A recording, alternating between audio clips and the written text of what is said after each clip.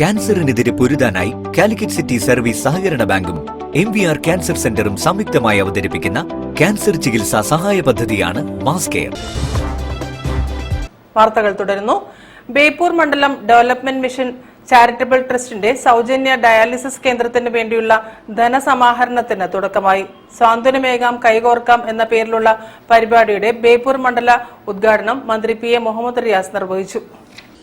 നിർധനരായ വൃക്കരോഗികൾക്ക് ബേപ്പൂർ മണ്ഡലം development mission charitable ട്രസ്റ്റിന്റെ സൗജന്യ ഡയാലിസിസ് സെന്ററിന്റെ പ്രവർത്തനത്തിന് ഫണ്ട് ശേഖരിക്കാനായി സാന്ത്വനമേകാം കൈകോർക്കാം 8ാം ഘട്ട ജനകീയ ധനസമാഹരണത്തിന് തുടക്കമായി. സെപ്റ്റംബർ 8 മുതൽ 15 വരെയാണ് യജ്ഞം. 1000-ലധികം സന്നദ്ധ പ്രവർത്തകർ ബേപ്പൂർ മണ്ഡലത്തിലെയും ഒളവണ്ണ ഗ്രാമപഞ്ചായത്തിലെയും വീടുകളിലും സ്ഥാപനങ്ങളിലും കവറുകൾ നൽകിയാണ് ധനസമാഹരണം നടത്തുന്നത്.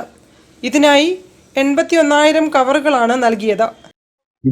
ഈ കവറ് നിങ്ങൾ കഴിയാവുന്ന അത്ര സാമ്പത്തിക സഹായം നൽകി ഈ ഉദ്യമം വിജയിപ്പിക്കുന്നതിന് വേണ്ടി നിങ്ങളും കൂടി പങ്കാളികളാവണം എന്ന് അഭ്യർത്ഥിക്കുന്നു. നിലവിൽ 18 മെഷീനുകളിൽ 102 രോഗികൾക്കാണ് ഡയാലിസിസ് നടത്തുന്നത്. ഇവർക്ക് പുറമെ 52 വൃക്കരോഗികൾ സെന്ററിൽ പേര് രജിസ്റ്റർ ചെയ്ത് ഊഴത്തിനായി കാത്തിരിക്കുന്നു.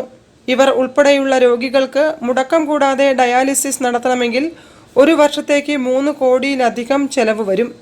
ഈ തുക സുമനസ്സുകളായ ആളുകളിൽ നിന്നും കണ്ടെത്തുക എന്നതാണ് ലക്ഷ്യം വെക്കുന്നതെന്ന് trust chairman VKC Muhammad Koya പറഞ്ഞു. ഇപ്പോഴും 18 മെഷീൻ 3 ഷിഫ്റ്റിൽ പ്രവർത്തിക്കുന്നു. 102 ആൾക്കാണ് അത് ഡയാലിസിസ് ചെയ്തുകൊണ്ടിരിക്കുന്നത്. ഈ ഒരു മാസത്തേക്ക് 18.5 ലക്ഷം രൂപ അതിനുവേണ്ടി ചെലവുണ്ട്. ഒരു വർഷം ഏകദേശം 2.5 കോടി രൂപ ഈ ആവശ്യത്തിന് വേണ്ടി ചെലവ് വരുന്നുണ്ട്. ഇപ്പോഴ് അപേക്ഷ ചെയ്ത് പാവപ്പെട്ട ആളുകൾ, സാമ്പത്തികമായി ചികിത്സിക്കാൻ കഴിവുള്ള ആളുകൾ, കഴിവില്ലാത്ത ആളുകൾ 52 ആളുകൾ അപേക്ഷ തന്ന് കാത്തിരിക്കുകയാണ്. News bureau, Beypore. ചരിത്രം മാപ്പ് നൽകാത്ത വിധം കേരളത്തെ സംഘപരിവാറിന് സമർപ്പിച്ച മുഖ്യമന്ത്രിയായി പിണറായി